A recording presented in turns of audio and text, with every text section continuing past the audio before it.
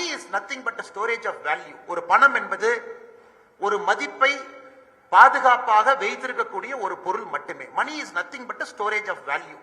பணவீக்கம் என்கின்ற வார்த்தையை பயன்படுத்த மாட்டாங்க. இன்னைக்கு அமெரிக்காவில் இன்ஃபிளேஷன், பணவீக்கம் என்கின்ற வார்த்தையை பயன்படுத்துறாங்க. காரணம், கடந்த 10 ஆண்டுகளாக அமெரிக்க அரசை பொறுத்தவரை டாலரா அடிச்சு தள்ளுறான். சைனா கையில நிறைய டாலர் இருக்கு, நம்ம கையில டாலர் இருக்க வேண்டும் என்பதற்காக முதலாக அமெரிக்காவில் பணவீக்கத்தை பாக்குறாங்க. 3%, 4%. என்ன அர்த்தங்க? ஒரு பணத்தை ஒரு அரசு எவ்வளவு வேண்டுமானாலும் அடிக்க முடியும் என்கின்ற நம்பிக்கையில பணத்தை அச்சடிக்கிறாங்க. அது டாலர் உலகத்தில் எல்லோருக்கும் தேவை. இப்ப ருப்பினா கொஞ்சம் பேர் தான் பயன்படுத்துவாங்க, டாலர் எல்லாத்துக்கும் வேணும். அப்ப அவச்சடிக்கிறது, அப்ப பணத்துக்கு என்ன மதிப்புங்க? அந்த மணி, பணம் என்பது ஒரு வேல்யூவை, ஒரு மதிப்பை ஸ்டோர் பண்ணக்கூடிய ஒரு இன்ஸ்ட்ருமெண்ட். ஒரு 2 விஷயத்தை உங்கள் முன்னால் சொல்ல வேண்டும் என்பது என்னுடைய ஆசை. ஐயா, எப்பொழுதுமே நாம் இந்த பணத்தை மட்டும் நல்லா உத்து பார்க்கும் பொழுது இதை கொஞ்சம் நம்ம சரியான முறையில் புரிந்து கொள்ள வேண்டிய கட்டாயமும் கடமையும் நம்ம ஒரு மனிதருக்கும் இருக்கு. இந்த உலகத்தில் பார்த்தீங்கன்னா பணக்கார நாடுகள் மாறிக்கொண்டே இருக்கும். ஒரு 150 வருஷத்துக்கு ஒருக்கா ஒரு நாடு தன்னுடைய இடத்தை இன்னொரு நாட்டுக்கு விட்டு கொடுக்கும். இன்னைக்கு அமெரிக்கா, அடுத்து சைனா வரலாம். அதுக்கு முன்னே யுனைடெட் கிங்டம் இருந்தாங்க. அதுக்கு முன்பு பார்த்தீங்கன்னா போர்ச்சுகீஸ், ஸ்பானிஷ் இவங்கெல்லாம் இருந்தாங்க. ஸோ ஒரு நாடும் தன்னுடைய பணத்தை, தன்னுடைய அந்தஸ்தை இன்னொரு நாட்டுக்கு விட்டு கொடுத்தாகணும்.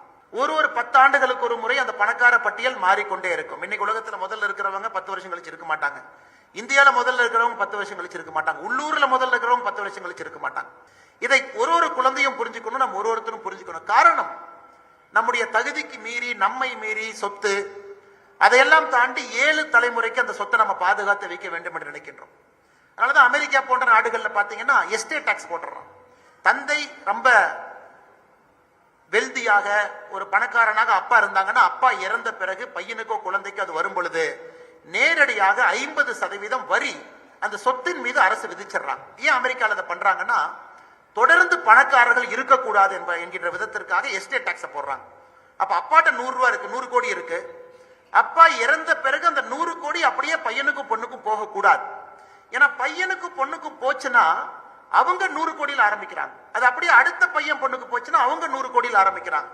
அப்ப கிராமப்புறத்திலிருந்து, நடுத்தர குடும்பத்திலிருந்து யாராச்சும் ஒருத்தர் வந்து படிச்சு மேல வரணும்னா அந்த ஓட்டப்பந்தயத்தில் அவர்களால் ஓட முடியாது என்பதற்காக ஒரு கேபிட்டலிஸ்ட் நாடாக இருந்தாலும் கூட, பணக்கார நாடாக இருந்தாலும் கூட, பணத்துக்கு அதிக மதிப்பு கொடுக்கக்கூடிய நாடாக இருந்தாலும் கூட, அமெரிக்காவை பொறுத்தவரை நேரடியாக ஒரு பெற்றோர் இறந்த பிறகு அந்த சொத்து பையனுக்கோ பொண்ணுக்கோ வரணும்னா 50% அரசு எடுத்துக்கிறாங்க. யோசிச்சு பாருங்க, இந்தியாவில் நடந்ததுன்னா என்ன ஆகும் யோசிச்சு பாருங்க.